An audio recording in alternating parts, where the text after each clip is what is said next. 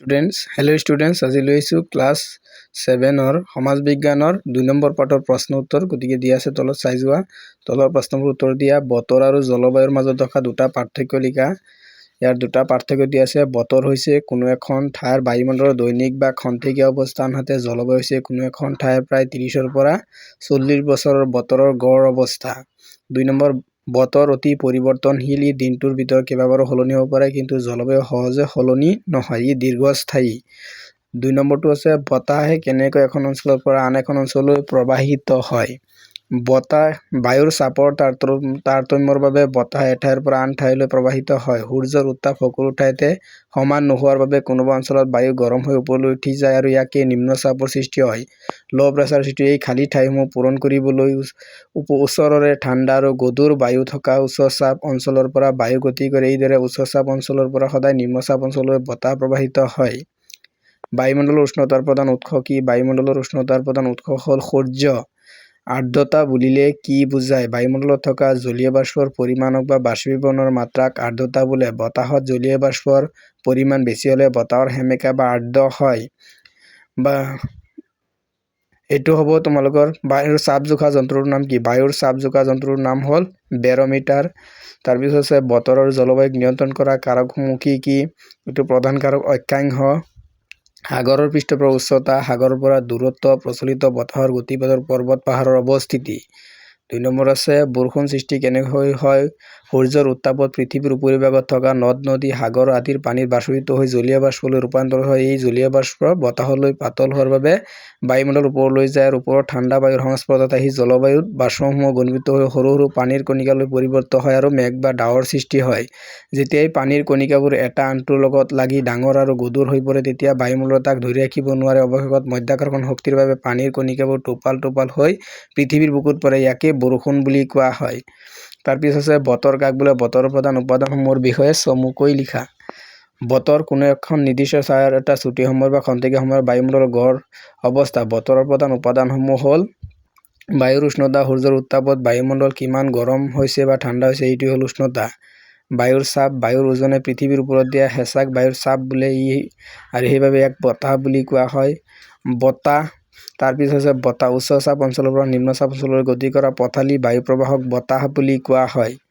বাষ্পৰ পৰিমাণ, আৰ্দ্ৰতা, বায়ুত মিহলি থকা জলীয় বাষ্পৰ পৰিমাণক আৰ্দ্ৰতা বোলে। 5 নম্বৰ অধক্ষেপ, মেঘৰ পানীৰ কণিকাবোৰ গধুৰ হৈ পৃথিৱীত পৰিলে তাক বৰষুণ বা অধক্ষেপণ বুলি কোৱা হয়।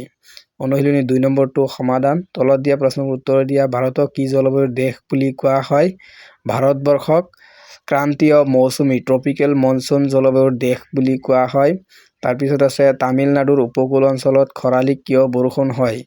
খৰালি কালত ভাৰতৰ স্থলভাগৰ পৰা বংগোপসাগৰ অধিকলৈ উত্তৰ-পশ্চিম মৌচুমী বতাহ বলে, আৰু এই বতাহজাকক বংগোপসাগৰৰ ওপৰেৰে পাৰ হৈ যাওঁতে প্ৰচুৰ পৰিমাণে জলীয় বাষ্প সংগ্ৰহ কৰে আৰু জলীয় বাষ্পযুক্ত বতাহজাকেই তামিলনাডুৰ উপকূল অঞ্চলত কৰমণ্ডলত খুন্দা খাই খৰালি কালত বৰষুণ দিয়ে। কোনটো ঋতুৰ গছৰ পাত সৰিবলৈ আৰম্ভ কৰে? শৰৎ ঋতুৰ শেষৰ ফালৰ পৰা হেমন্ত ঋতুৰ গছৰ পাত সৰিবলৈ আৰম্ভ কৰে।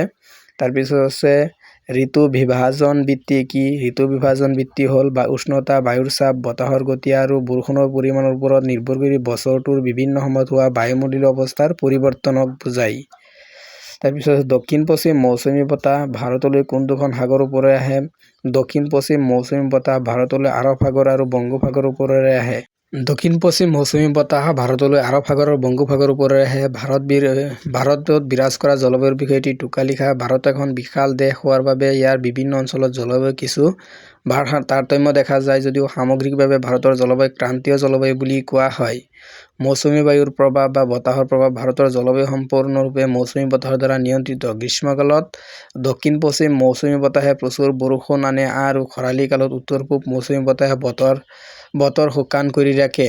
আঞ্চলিক ভিন্নতা। দক্ষিণ ভাৰতৰ তিনিওফালে সাগৰ থকাৰ বাবে ইয়াৰ জলবায়ু সমভাৱাপন্ন, নাতিশীতোষ্ণ, কিন্তু ইয়াৰ উত্তৰ ভাৰতৰ সাগৰৰ পৰা দূৰত থকা বাবে ইয়াৰ জলবায়ু চৰম ভাৱাপন্ন, অৰ্থাৎ গ্ৰীষ্মত অতি গৰম আৰু শীতত অতি ঠাণ্ডা। ৰাজস্থানত জলবায়ু শুকান আৰু মেঘালয়ত অতি আৰ্দ্ৰ। ভাৰতৰ পৰিপ্ৰেক্ষিতত বলা মৌচুমী বতাহৰ এটি আভাস দিয়া। ভাৰতৰ ঋতু পৰিৱৰ্তন আৰু ঋতু পৰিৱৰ্তনৰ খেতি-বাতি মূলতঃ মৌচুমী বতাহৰ ওপৰত নিৰ্ভৰশীল।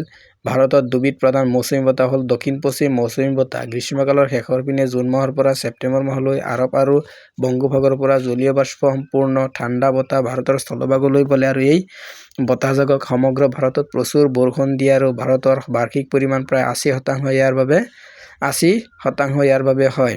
উত্তৰ-পূব মৌচুমী বতাহ শীতকালত অক্টোবৰৰ পৰা জানুৱাৰীত ইয়াৰ বিপৰীতমুখী শুকান আৰু ঠাণ্ডা বতাহ স্থলভাগৰ পৰা সাগৰৰ দিশে বলে। স্থলভাগৰ পৰা অহা বাবে ই সাধাৰণতে বৰষুণ নিদিয়ে, কেৱল তাৰ পিছত দিয়া আছে ভাৰতৰ বিভিন্ন অঞ্চলৰ বৰষুণৰ বিতৰণৰ বিষয়ে লিখা। ভৌগোলিক অৱস্থিতি আৰু ভূ-প্ৰকৃতিৰ বৈচিত্ৰ্যতাৰ বাবে ভাৰতৰ সকলো ঠাইত বৰষুণ বিতৰণ সমান নহয়। কোনো অঞ্চলত যদি প্ৰচুৰ বৰষুণ হয়, আন কোনো অঞ্চলত আকৌ বৰষুণৰ পৰিমাণ তেনে নগণ্য অৰ্থাৎ নহয়। বৰষুণৰ বাৰ্ষিক পৰিমাণৰ ওপৰত ভিত্তি কৰি ভাৰতক প্ৰধানকৈ 3টা ভাগত ভাগ কৰিব পাৰি, কিন্তু কিতাপত 4টা নে 5টা মান দিয়া আছে, কিন্তু মই 5টা মান দি দিম। অতিপাত কিতাপত মেইন 3টা পইণ্টহে। অতিপাত বৰষুণ হোৱা অঞ্চল ভাৰতৰ যিবোৰ অঞ্চলত বাৰ্ষিক পৰিমাণ 200 চেণ্টিমিটাৰ তাতকৈ বেছি, সেইবোৰক এই ধৰা হয়। যেনে ভাৰতৰ উত্তৰ পূৰ্বাঞ্চল, অসম, মেঘালয়, অৰুণাচল প্ৰদেশ আৰু দক্ষিণ ভাৰতৰ পশ্চিম ঘাট পৰ্বতমালাৰ ঢাল ইয়াত বিশেষ উল্লেখ কৰিব পাৰি। বিশেষকৈ উল্লেখনীয় ঠাই মেঘালয়ৰ মৌচিনৰামৰ আৰু চেৰাপুঞ্জী পৃথিৱীৰ ভিতৰৰ আটাইতকৈ বৰষুণ হয়। মধ্যমীয়া বৰষুণ হোৱা অঞ্চল যিবোৰ অঞ্চলত বাৰ্ষিক বৰষুণৰ পৰিমাণ গড়ে প্ৰায় 100 চেণ্টিমিটাৰৰ পৰা 200 চেণ্টিমিটাৰৰ ভিতৰত থাকে, সেইবিলাকক অধিক মধ্যমীয়া বৰষুণ বুলি কোৱা হয়। যেনে পশ্চিম বংগ, বিহাৰ, উৰিষ্যা, উত্তৰ প্ৰদেশ, পূব অংশ, ঝাৰখণ্ড, দাক্ষিণাত্যৰ মালভূমিৰ কোনো কোনো অঞ্চলৰ মধ্যমীয়া বৰষুণ হয়। এই অঞ্চলবোৰত কৃষি কাৰ্যৰ বাবে বৰষুণৰ গুৰুত্ব বেছি, সেইবাবে বৰষুণৰ ওপৰত যথেষ্ট কৃষকসকল নিৰ্ভৰ কৰিবলগীয়া হয়।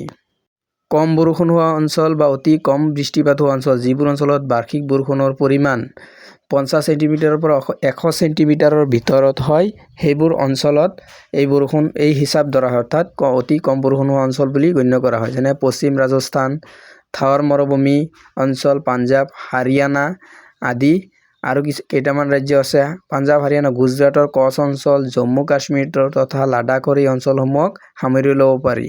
এই অঞ্চলসমূহত যথেষ্ট বৃষ্টিপাত অতি কম বুলি ক'ব পাৰি।